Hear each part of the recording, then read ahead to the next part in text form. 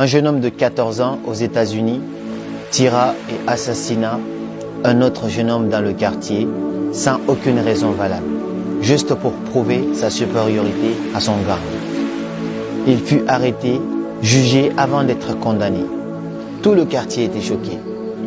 Mais durant tout ce temps, la mère du gosse qui avait été tué n'avait pas dit un seul mot, parce que c'était son fils unique. Elle était complètement abasourdie. Et lors du jugement, la dame, elle était là. Pendant tout le jugement, elle n'avait pas dit un seul mot. Et puis à un moment, elle se lève, elle s'approche du jeune homme, et puis lui dit calmement, « Je vais te tuer ». Elle le regarde droit dans les yeux et lui dit, « Je vais te tuer ». Et puis le jeune homme fut transporté en prison. Il resta en prison pendant plusieurs mois. Personne n'est jamais venu lui rendre visite. Même pas le chef du gang pour lequel il voulait prouver sa supériorité. Et puis un jour, tout d'un coup, il reçoit une visite. C'était la mère du jeune homme qu'il avait assassiné. Lorsqu'il a vu la dame, il a eu peur. Ensuite, la dame lui dit, « Non, ne t'inquiète pas, je suis venu juste pour prendre de tes nouvelles et puis t'apporter quelques cigarettes. » Et quelques mois plus tard encore, la dame commençait à venir petit à petit. Parce que depuis que le gars il était en prison, personne ne le visitait parce qu'il n'avait pas de famille.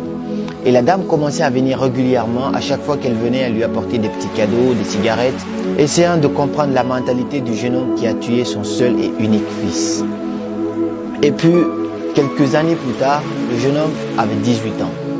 Il n'allait pas tarder à sortir de prison. La dame vient lui rendre visite et puis lui pose des questions. Il lui dit, « Qu'est-ce que tu vas faire quand tu sors de prison ?» Le jeune homme répond, « Je ne sais pas. Je ne sais absolument pas ce que je veux faire de ma vie. J'ai aucun membre de ma famille. » Il lui dit, « D'accord, j'ai un ami qui gère une usine à côté de chez moi.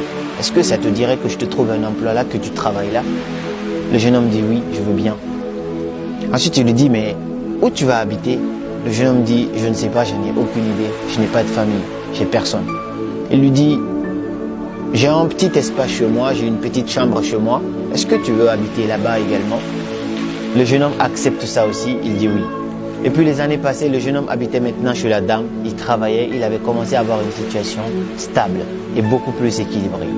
Et un soir, la dame appelle le jeune homme et lui dit, « Je veux te voir dans ma chambre, je veux qu'on parle. » Le jeune homme vient et la dame lui demande, « Est-ce que tu te rappelles le jour de ton jugement, je t'avais dit une phrase, je t'avais dit que j'allais te tuer. » Il dit, « Oui, maman.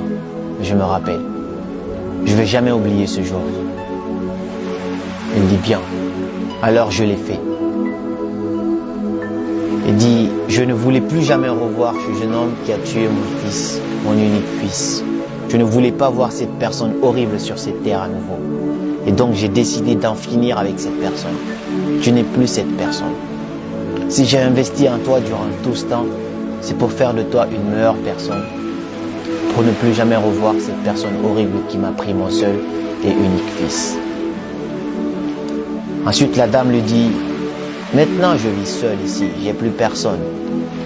Je voulais te demander, est-ce que tu voulais vivre ici avec moi? Est-ce que tu voulais devenir mon fils adoptif? »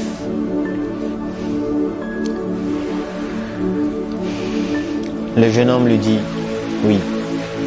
Je veux bien. » Et elle devient la mère de l'assassin de son fils. La mère qui n'avait jamais eu de pardon.